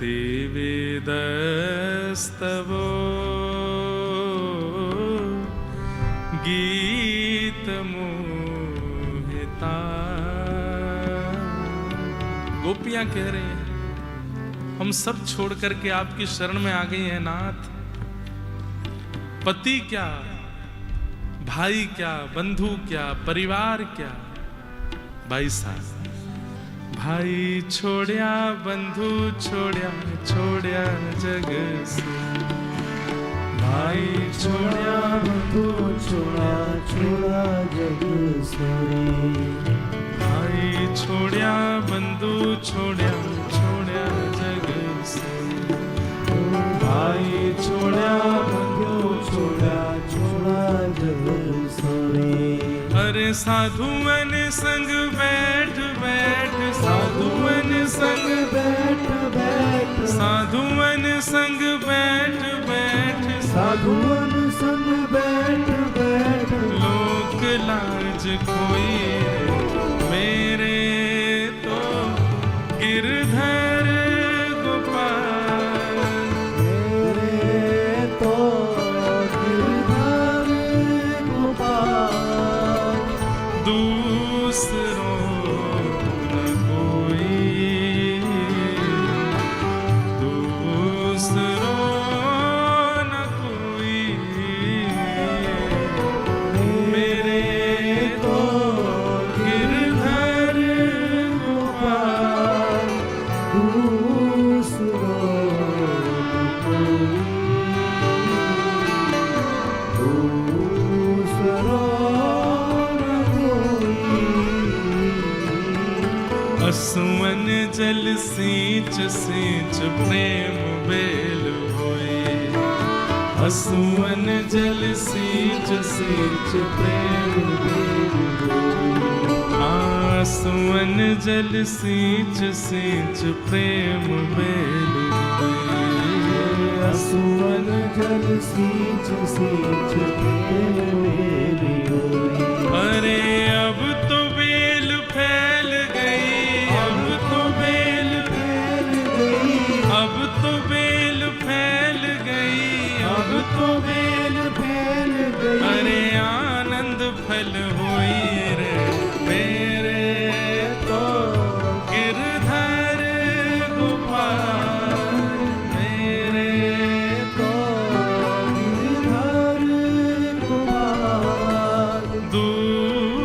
दूसरों कोई दूसरा न कोई मेरे तो गिरधर गोपाल दूसरों दूसरा न कोई दूसरा न कोई दूसरा न कोई। अरे याने सबन के घर छुड़वाए दिए, पत्नी के पतिव्रत धर्म छुड़वाए दिए, मैया के पुत्र व्रत धर्म छुड़वाए दिए, बड़े बड़े लोग यानी सन्यासी विरक्त कर दिए। ऐसी या वंशी बैरणी ने कितने इनके घर उजाड़ दिए, या हमारे या के वंश के सबरे वृक्ष रो रहे हैं।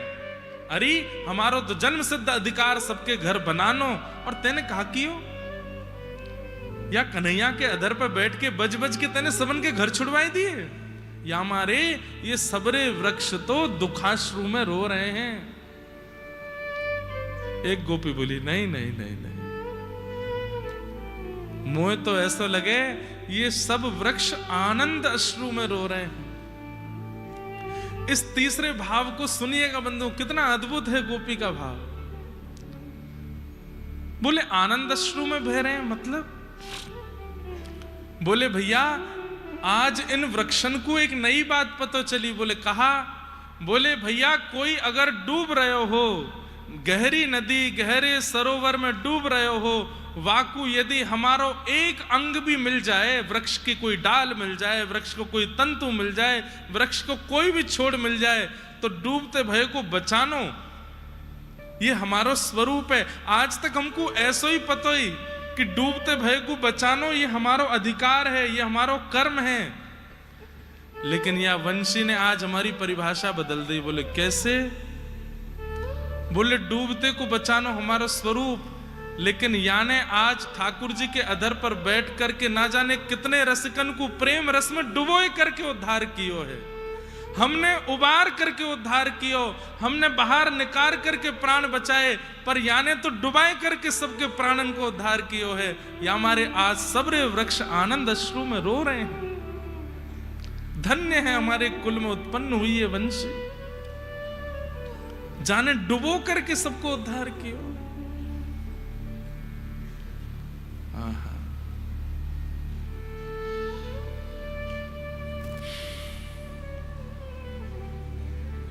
मुरली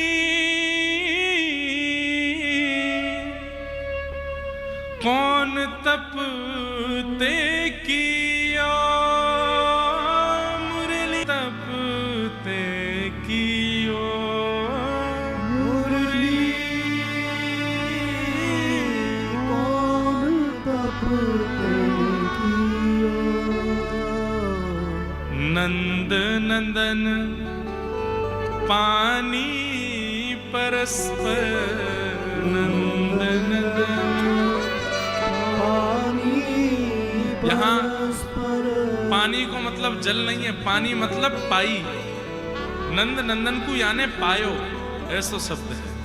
नंद नंदन पानी परस्पर, नंद नंदन पानी परस्पर, तो ही तन मन दियो, तो ही। वह श्याम सुंदर ने अपना तन भी दे दियो, मन भी दे दियो। अरे मुरली तो से ज्यादा भाग्यशाली कौन, अपनो तन भी तो को दे दियो। अरे गिरिराज धारण करवे के काजे सीधो ठाड़ो है जाए, लेकिन तो को बजावे के काजे पामन को टेढ़ो करे, कमर को टेढ़ो करे, मुख को टेढ़ो करे, अपने हाथन को ऐसो कर ले। तन भी तो को दे दियो, मन भी तो को दे दियो। अरे मुरली तो ही तन मन दियो, तो ही तन दियो, सूर श्री गोपाल बस किए, सूर श्री गोपाल जगत में जस लियो, जगत में जस लियो, हे मुरली कौन तप ते कियो, मुरली कौन तप ते कियो। गोप्यः किमाचरदयं कुशलस्म वेणु, दामोदर दामोदराधर सुधामपि गोपिकानां, भुङ्क्ते स्वयं यदवशिष्टरसं हदिन्यो, हस्यत्वचोश्रुमुचोस्तरवो यथा।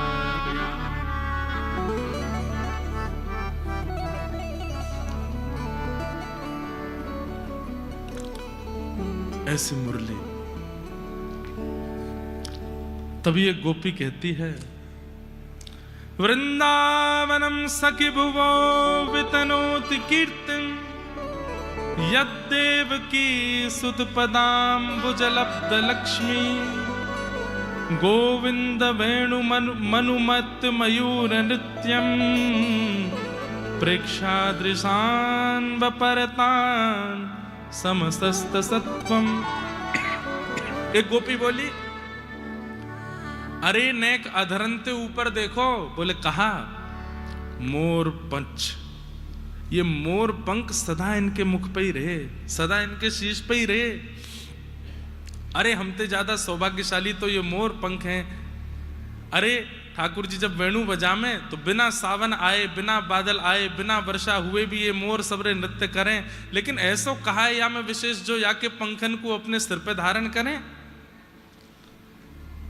एक बार ठाकुर जी वंशी बजा रहे, तभी एक मयूर सन्मुख आया और अपने पंख फैला करके मानो ठाकुर जी को आकृष्ट करने लगा। ठाकुर जी उमड़ घुमड़ के वंशी बजाने लगे। हर बार तो ऐसा हुए कि ठाकुर जी वंशी बजामे और मोर नृत्य करे, लेकिन आज वो मोर मुंह फेर के चलन लगो। ठाकुर जी बोले, अरे मैं हमेशा वंशी बजाऊं, तू मेरे सामने नृत्य करे, आज तो को वंशी आनंदित नहीं कर रही जो तू उल्टो जा रहा है। तो ठाकुर जी के मन में आई कि शायद ऐसे कैसे हो सके कि मेरी वंशी बजे और मोर नृत्य नहीं करे। तो ठाकुर जी भी पीछे पीछे चलन लगे, वंशी बजाने लगे। ठाकुर जी ने खूब उमड़ घुमड़ के वंशी बजाई पर मोर ने नृत्य नहीं कियो। तभी एक सरोवर आयो और वह सरोवर के पास जाके मोर ने पुनः अपने पंख फैलाए और वहां जाके नृत्य करना प्रारंभ कियो। ठाकुर जी बोले, अरे इतनी देर से तेरे पीछे चल रहा हूं, तेने नृत्य नहीं कियो और यह सरोवर पे आए के ऐसा कहा जो तू नृत्य करने लगो। तो मोर अपने नेत्र घुमाने लगा और नेत्र और मुख घुमा करके मानो ठाकुर जी को इशारा कर रहा है। तभी ठाकुर जी ने देखी तो कहा, देखो एक सरोवर पर एक नवीन गोपी और जल भर रही है, लेकिन वहां को मुख नहीं दिख रहा है। ठाकुर जी बोले, अच्छा यासु मिलवावे लायो है? बोले हम्बे। ठाकुर जी ने खूब उमड़ घुमड़ के वंशी बजाई, लेकिन आज मानो जैसे या वेणु के सबरे रस खत्म है गए। ना मोर नाच रहा है, ना वो गोपी पलट के देख रही है। नहीं तो ठाकुर जी वेणु बजामे और कोई गोपी ना देखे, ऐसा है ना सके।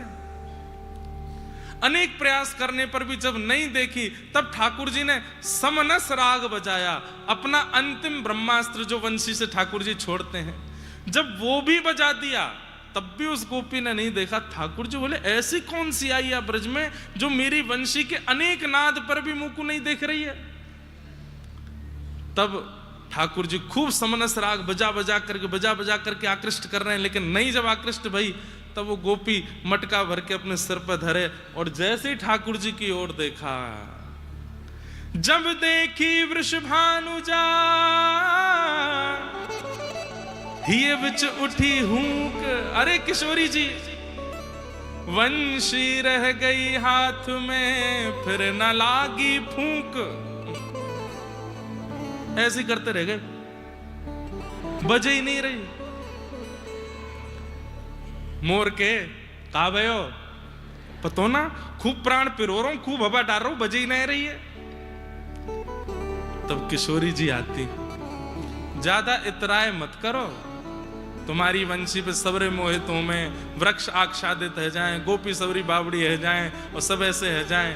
ज्यादा इतराएं मत करो, एक बात याद रखियो। बोले कहा ये वंशी भी मेरी अनन्य भक्त है, मैं चाहूंगी तो ही बजेगी, नहीं तो नहीं बजेगी। ये मेरी अनन्य भक्त है, ये तो मेरी इच्छा होवे तो ही बजे, नहीं तो नहीं बजे। अरे वृषभानु के लली सांवरियों से नेहरा लगाए के चली। अरे वृषभानु के लली सांवरिया सो नेहरा लगाए के चली। अरे वृषभानु की लली सांवरियों से नेहरा लगाए के चली। अरे वृषभानु की लली सांवरियों सो नेहरा लगाए के चली। अरे वृषभानु की लली सांवरियों से नेहरा लगाए के चली। अरे वृषभानु की लली सांवरिया सो नेहरा लगाए के चली। अयो ने अहीर के तू हमरी गली। अयो रे अहीर के तू हमरी गली।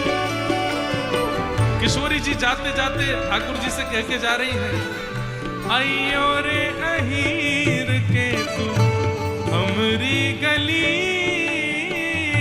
अयो रे अहीर के तू हमरी गली। अरे चंदन छिड़कूं लाला तेरी पगड़ी। चंदन छिड़कूं लाला तेरी पगड़ी। अरे हाँ चंदन छिड़कूं लाला तेरी पगड़ी। चंदन छिड़कूं लाला तेरी पगड़ी। हे वृषभानु की लली सांवरियों से नेहरा लगाए के चली। वृषभानु की लली सांवरिया सो नेहरा लगाए के हे चली। वृषभानु की लली सांवरियों से नेहरा लगाए के चली। वृषभानु की लली सांवरिया सो नेहरा लगाए के बोलो वृषभानु दुलारी की।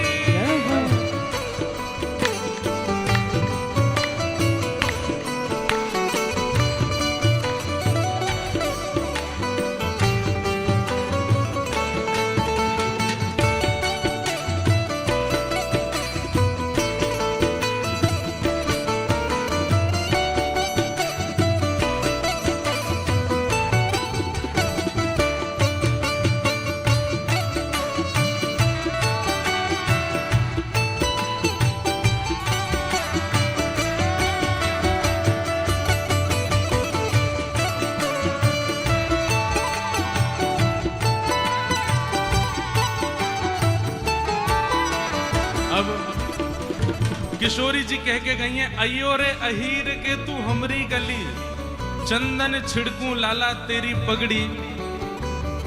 अब ठाकुर जी क्या कह रहे हैं? मुख भयो पान नैनो नैनो कजरा मुख भरो पान। नैनो नैनो कजरा मुख भयो अरे पान। नेक्स्ट सी इतनी बड़ी बड़ी बात कर रही हो हैं? अयो रे अहीर के तू हमरी गली चंदन छिड़कूं। नैनो नैनो कजरा मुख भरो पान।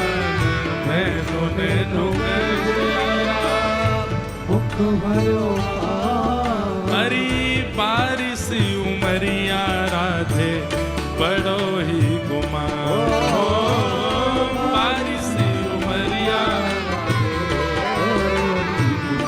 अरे हाँ बारिशी उमरिया राधे बड़ो ही गुमान हो बारिशी उमरिया राधे हे वृषभानु की लली सांवरियों से नेहरा लगा के चली विश्वमान की नदी कावड़िया सुनेहरा लगाई के हे चली वृषभानु की लली सांवरियों से नेहरा लगा के चली विश्वमान की नदी कावड़िया सुनेहरा बोल वृषभानु के जमाई की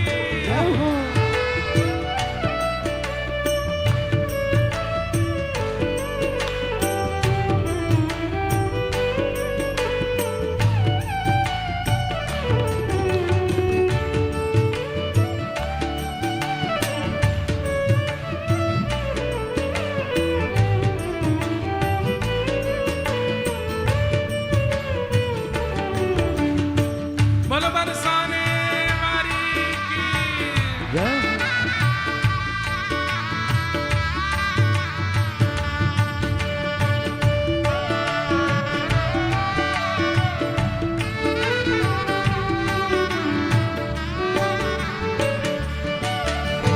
वृंदावन की कुंज गलिन में रचो है रास वृंदावन की कुंज गलिन में रचो है राम हाँ वृंदावन की कुंज गलिन में रचो है रास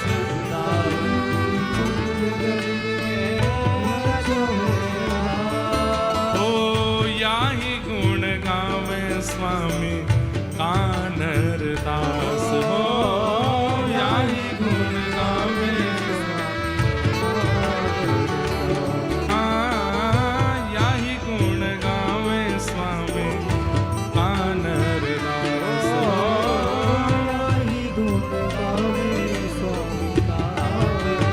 हे वृषभानु की लली सांवरियों से नेहरा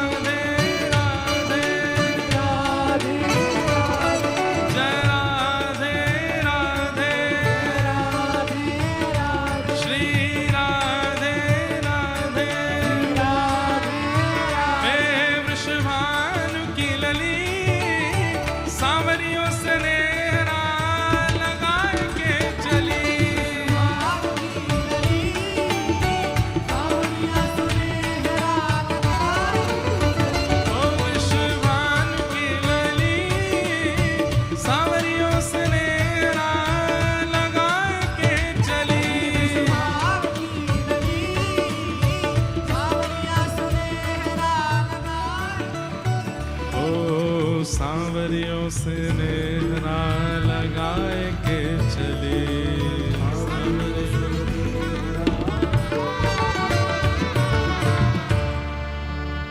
बोलो वृषभानु दुलारी की जय।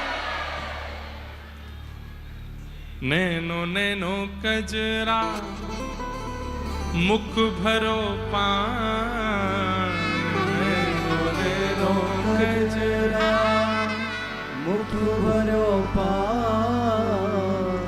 बाली सी उमरिया राधे बड़ो ही गुमान हो, बाली सी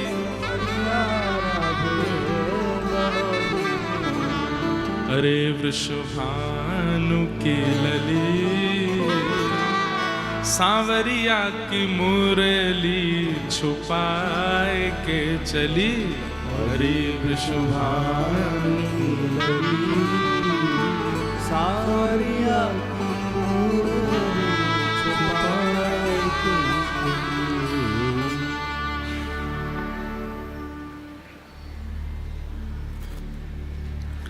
आकर्णवेणुरणितं सह कृष्ण सारा पूजां दधुर्विरचितां प्रणयावलोकैः कृष्णं निरीक्ष्य विनीतोत्सवरूपशीलं श्रुत्वा च तत्कर्णतवेणुविचित्रगीतम्। अब ठाकुर जी की बंशी की सबरे रस को तो किशोरी जी ले गई अपने संग। वेणुगीत के कितने श्लोक हमने सुने? 3 श्लोक सुने। और कुल कितने हैं? 1 2 3 4 5 6 7 8 9 10 11 12 13 श्लोक हैं। अभी 2 ही 3 ही सुन लो। आगे कभी कहीं ऐसा भाव माहौल बनेगा तो फिर और आगे सुनाएंगे। बहुत सुंदर है वेणु गीत।